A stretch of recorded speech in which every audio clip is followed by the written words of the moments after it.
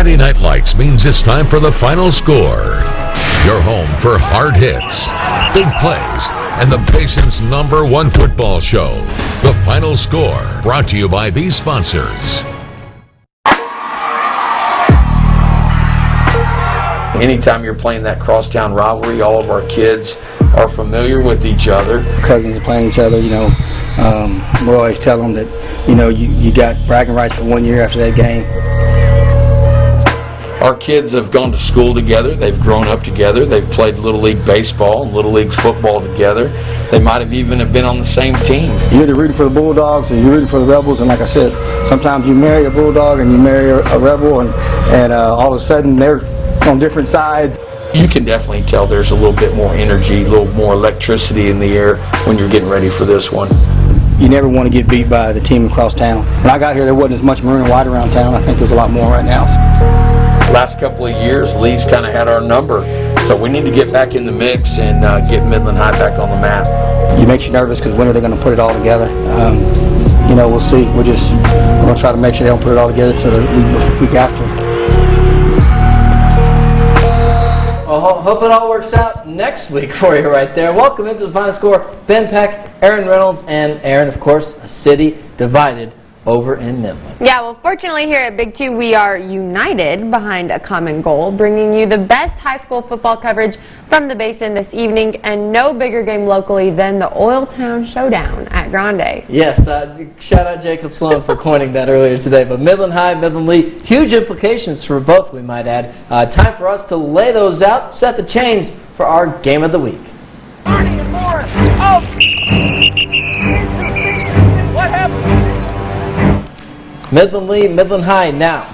Midland Lee, 2 straight wins, and they get a share of the district title. Midland High, 2 straight wins are guaranteed a playoff berth, so that's sort of what's on the line. We'll go right out to the showdown for Oil Town.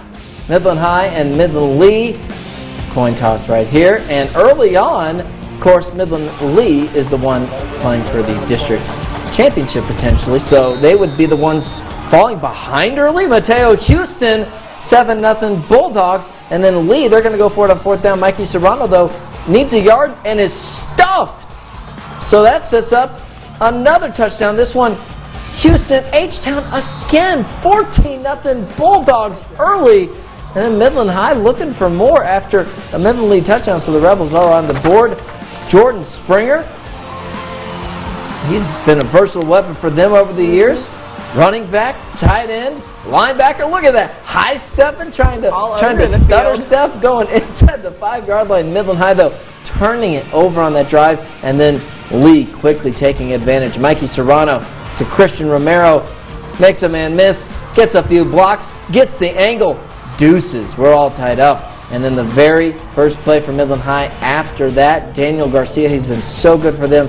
Our athlete of the week not too long ago, but coughs it up right here, and Jalen Roberson takes it in for another lead touchdown. That makes it 20-14.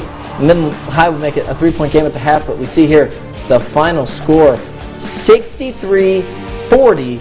The Rebels, a little slow early, but that offense, they got that offense going. 23-point win for the Rebels, and our Jake Ike said he is live out at our game of the week.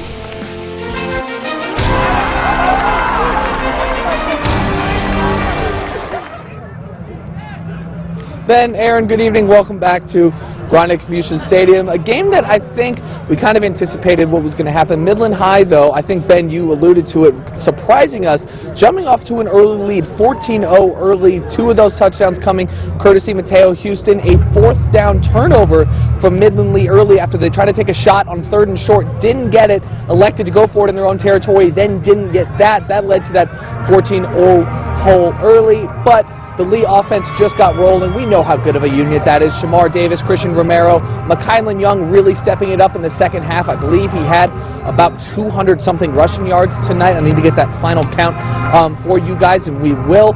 But that Lee offense really kicking it up when it mattered. The final out here coming 63-40. Now we're going to hear from Coach Clint Hartman later about some of the adjustments that they made at halftime. It was a 20-17 game, so clearly scoring a lot of points and then holding Midland High when they needed to, but that's going to be coming up later in tonight's show. I'll toss it back to you guys for now. Ben, Aaron, back to you.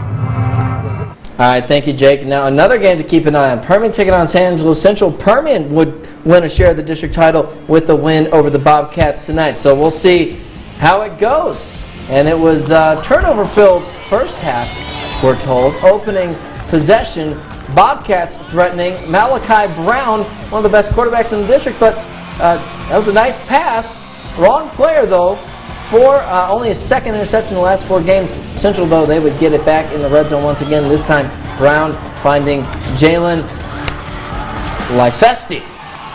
He's going to have a festival in the end zone there. Angry Orange, 7-0 lead. Midway through the second quarter, Permian striking back. Harper Terry to Shy Stevens Deary. Woo! We got the double angle on that touchdown. That was a beautiful work there from our friends in San Angelo. 7-6 Panthers on the board. Something starting to click, though, offensively for the Bobcats, or for really both teams. Brown rolling out, slings it to Lifesti, and makes a man miss. He houses it. Central pushes in front, 17-6. A little bit later, Bobcats fumble, and then Permian, a little trickery. Wide receiver pass, Rodney Hall to Deary. Stevens Deary. Mojo gets a 2-point conversion, makes it 17-7 at the half. Oh my goodness, can't wait to see what this final score is. 58-38, the Panthers. They outlast the Bobcats there. I think some of those fans in San Angelo going home a little angry tonight, Aaron. And Permian, they get a share of the district title. Yeah. Shout out to Mojo. Yeah. Well, some more teams that, desperately need some wins here, Ben, but on the opposite side of the district standings. Odessa High, of course, still looking for that first win of the year, let alone that first district Odessa win. High eliminated with a loss. Midland High eliminated as well. So here we go out to Ratliff Stadium. It was a low-scoring game in the second quarter. Eagles up 9-0. OHS trying to get something going on offense. Kason Sims to Giovanni Flate there for the first down. Broncos unable to get a touchdown, go for a field goal, but that was no good either. So Odessa High still scoreless. Abilene trying to score before half. Abel Ramirez, quick pass to Anthony Ramirez, who makes a nice little gain for the Eagles. He is taken down at around the 15-yard line, trying to capitalize. Ramirez drops back, lobs it up, but it's picked off by Javen Gonzalez. So time would expire. Odessa High trailing 9-0 at the half. Still taking a look at this final. Broncos did get on the board, but Abilene High scoring 20 points there in the second half, 29-0. So Odessa High eliminated from playoff potential with that loss. Along with Midland High as well after losing tonight. Well, we are just scratching the surface here on the final score this weekend. Second round of the playoffs for our sub-6A UIL teams. Area round highlights on the way when the best show in the basin returns. You're watching The Final Score, brought to you by these sponsors. Well, welcome back to The Final Score. As we mentioned before the break, second round of the postseason for most of UIL schools. And if you are into superstitions, we did have several ominous omens coming into the start of playoffs. Yeah, last week, you might remember, we didn't really mention it was Friday the 13th, but you figured these teams made it through that. At least some of them did. This round, though, the 13th week of the season. Didn't even realize the number of the teams coming from the basin. You guessed it, 13. 13 UIL teams in it tonight, or this week, I should say. And we'll take a look at some of those in action. Andrews, this is a Thursday game in Plainview. Dumas will go up to Plainview for this game. Dumas Demons, a top 10 team statewide for their classification. They had a little trouble, Dumas did, in their opening by-district round. But Spencer Williams to Juan Romero setting up Dumas in great position here. They're not looking too shabby from the get-go. And then later on, Braden Rushing with the touchdown. No, Rushing is his last name. I'm serious. 7-0 Demons. Andrews, though, here they come. That high-powered offense kicking into gear. E.J. Lopez, Marquise Lawrence were tied up 7-7. Lopez again later to A.J. Britton. And this would make it 13-7, I believe. Andrews had a 27 lead in the first half. However, the Demons rallied back just like they did last time. They fell behind 27-0 to win 37-27 in the by-district round. They fell behind 27, and then they eliminate the Mustangs 31-20. Great season, though, for a young Andrews team. Fort Stockton was in action against Canyon on Thursday night, and this was the Panthers' first playoff game since they missed their by-district round, but they're going to fall in their first playoff game in the area round, 59-7. Congratulations to the Panthers, of course, on their district championship. District championship, I was going to say. And their fantastic season. Yes, absolutely. All right, Big Spring, another team. First winning season in a long time for the Steers. Didn't work out for them tonight, taking on the Porcupines in the Battle of the Springs. Big Spring and Springtown, 56-0. But again, Big Spring, they finished the season winning record 5-4. Shout out to the Steers. All right, Crane in action against Childress. Ben, look at those records. They look pretty similar, huh? I would say so. Pretty close. Yeah. So Crane in action in the area round. Crane's Trevor Owens. We're going to start off Crane's with the ball. Crane's Trevor Owens reels for a long pass for a Golden Crane first down. Then Crane with another pass on this drive. Jackson Willis to Ronaldo Cervantes, who eventually would nab the touchdown. Now Childress would try to respond. Colin Bishop takes a snap, keeps the ball to himself, and powers through the Golden Cranes for the first down. Same drive, Bishop, again, going to play keeper, and he is not stopped. Touchdown, Childress. So kind of back and forth here to start things off. Really back and forth game. And then taking a look at this score, the Bobcats do end up running away with them, 35-25. So the Golden Cranes fall in the area round. And just their second loss of the year. Great season for the Golden Cranes. Unfortunately, not a good theme we're setting on here. But Idalou taking on Alpine Thursday at the Mustang Bowl in Andrews. We'll see how this went down for the Fighting Bucks. Look at that. You know, I feel like he's got to be ready for Christmas. You know, not quite around I love here, it. But pretty close. Aaron Reynolds is always here for Christmas. Late first quarter, Wildcats out to a 14-0 lead. Trey Irvin fumble. Xavier Cavazos recovers for Idalou, and then ensuing drive second quarter. I don't know. They said he made it. Brock Leatherwood apparently breaking the plan right there. 21-0 Idalou in front, and then the Bucks trying to make something happen on defense. And Sean Foster blitz. Here he comes, and he gets the sack. But Idalou shutting down Alpine in Andrews, and they would get the win in this one, 49-0. So the Bucs season comes to an end. But I think better fortune here. We're going to turn things around. Let's go. McCamey with the win, 34-31, taking down the Mustangs, advancing to the next round, and they are going to play Stratford in the next round. Close game. Close win by the Badgers. How about it? Right, really good win for the Badgers, district champions right there. How about Wink, preseason top 10 team going up against the number 3 team from that classification. And the Wildcats, this game was close throughout, but the Wellington Rockets outlast Wink at the Mustang Bowl in Sweetwater, 34-28. Gotta say, a great season for the Wildcats.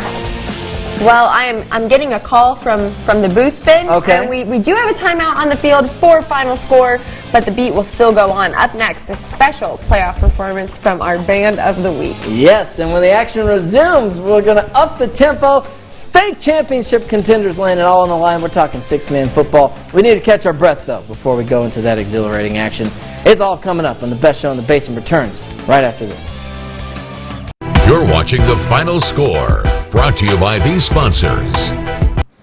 Well, thanks for staying with us. Now, teams really have to be on their A game when playoffs start, but the atmosphere of high school football games can certainly help that. Oh, definitely. Even with these limited capacities, though, Aaron, I think you'd agree with this. I think you can still feel how engaged the crowd is. Yeah. I think fans, they definitely deserve a lot of credit, but they do get some help from time to time. Yeah, always nice to have a great band on your sideline, which is the case for us tonight as well. Here is our final score playoff edition Band of the Week, the Alpine Fightin' Buck Band.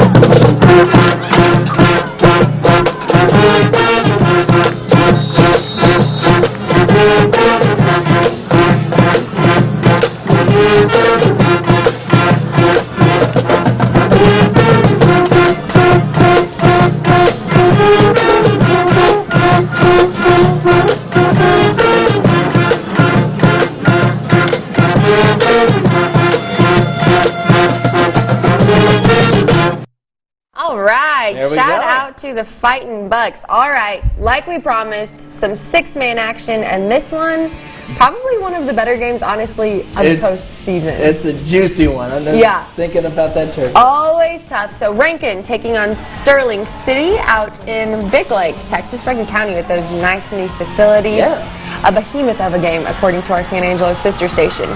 Here's Cross Niddle taking the toss, and he is gone. So we're going to get in on the action early. This was just the start of the scoring. Later on in the quarter, Rankin would take the lead. Deshaun Goodley in from 4 yards out. Always can count on him. 22-16 Red Devils, and they would take a 46-32 lead in the second.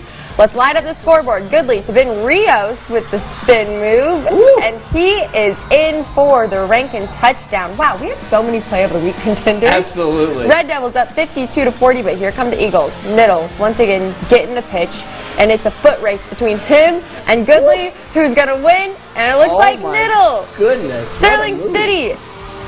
Eagles trailing 52-48. Such a close game. And then right before half, Hudson Cox hits the juke. 60-56 at the break, but the Eagles would regain control in the third quarter and lead from that point forward. So taking a look at this final, I hope you like some points. Hit triple digits. Wow. Unfortunately for the Red Devils, though, it would mark the end of their season. I've never even seen 3 digits up there on that. That's definitely first for me. Great. 100-88. Can you imagine people looking at that score who don't know six-man football? Congratulations to the Red Devils, reigning state semifinalists, out early on this time, but you got to give them a shout out for a great season once again. Okay, Garden City taking on the number 2 team, Westbrook, out in Big Spring. Westbrook's only lost to Sterling City. Garden City, area around though, Bearcats, maybe trying to make some noise, surprise some people. This one, a late kickoff, 8 p.m. Westbrook starting off though with an interception, and then that was with the 6-0 lead. Later on, quarterback scramble. Westbrook forcing their way into the end zone right there. Touchdown for the Wildcats. Now 12-0 game. Westbrook imposing their will on the Bearcats, running in for another touchdown here. 20-zip at the end of the first quarter. Final score, Westbrook 45 and the Bearcats 46-0. I will say, and you know this, Aaron, that Bearcats team, really young team. Yeah. But Westbrook, they look to be the real deal this year. All right, taking a look at some more scores. Borden County. Let's get those good vibes going Spring again, Lake Aaron. Earth and the Coyotes with a win over the Wolverines. Yes. 71-16. So Borden County will play happy in the next round. And shout out to Earth, Texas, of course. Borden County getting a win. How about Balmorhea? This was Division II for 6 men. The number 1, the number 2 teams in the poll going into the playoffs Thursday in Garden City. So here we go. Do I hear the Factor State Championship game? Love throwing that one around. Here we go.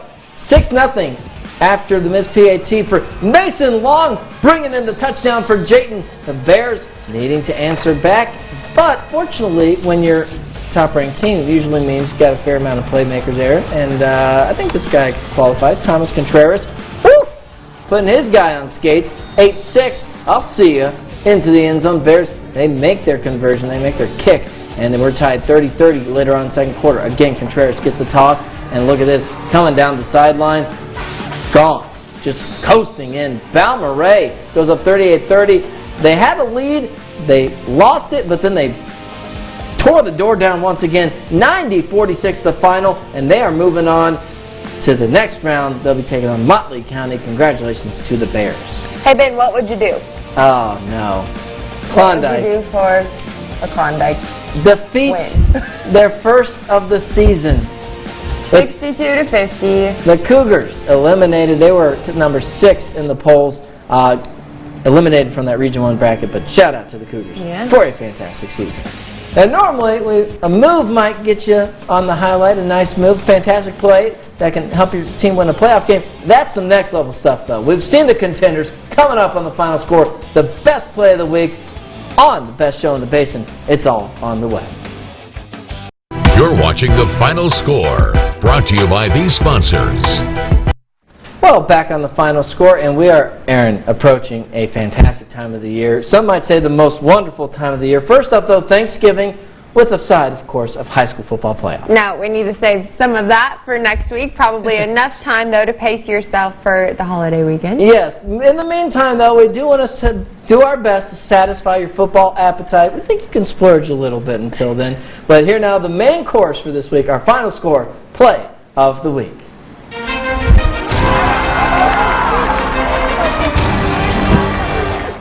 Aaron, What's it gonna be? We said it. You know, if you make a big play to help your team win in the playoffs, that will go down. And this one, Thomas Contreras putting his defender down. Look at this. Ooh, the juke right there. Love the jab step. Oh, I gotta love it. Absolutely. To perfection. Balmorhea, big win over Jayton. They odds-on favorite, I gotta say, to make it to Jerry World, and they take home the Bears. Our final score, play of the week. Want to take a look at some games coming up tomorrow, though, that did not take the field tonight. Greenwood taking on Aubrey at Abilene Christian. We will have those highlights on Big 2 News tomorrow at 10 o'clock, so be sure to tune in. Kickoff is set for 3 p.m. Yes, and both of these rematches from last year's postseason, both of these teams, the teams from the Basin won. Midland Christian, they're playing tomorrow 3 in Houston against Houston St. Pius the 10th. Long road trip for the Mustangs, but after a couple weeks off for contact tracing Mustangs, I'm pretty sure excited to get back on the field. We'll see how they do. Oh yeah, well our last commercial break is coming up, but when we come back, we're going to bring you our final thoughts from our final score. You're watching The Final Score, brought to you by these sponsors. Well, the final minutes are winding down of another exciting year of the final score. This last week of Friday night football certainly did not disappoint. Yeah, football's not going away, although final score going to take a break. Although we're going to go right now. Our game of the week, Midland Lee, a back and forth win over Midland High, their arch rivals. Jake Eichset live with the head coach, Clint Hartman.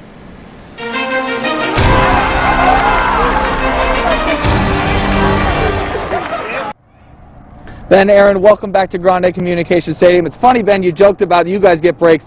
Midland Lee offense gets absolutely none. Let's start right there talking about your offense tonight. 63 points, big performance. McKylan having over almost 300 yards. I think it was 296, the final 3 scores. Talk about him as a young man and as a football player. Well, like I said, he's special. You know, I've said it all year. He deserves everything he gets. And the reason being, I mean, the other day he dropped the ball on kickoff return in practice, and he says, "Coach, can I come and get extra catches?" And before, so he catches 30 minutes before practice the next day. So, you know, there's a difference in being great and elite, and he wants to be elite. In his life, he's elite. I mean, the way he's in the hallways as a student, you know, he's everything you want in a young man. And we got an interview coming up with him Sunday night on Basin Gridiron, Aaron Show. Coach, I could talk to you for the whole entire show if I could. Sadly, FCC Airways has time restrictions. We got to let you go Thank for y'all. now. Appreciate it. Aaron, back to you. Well,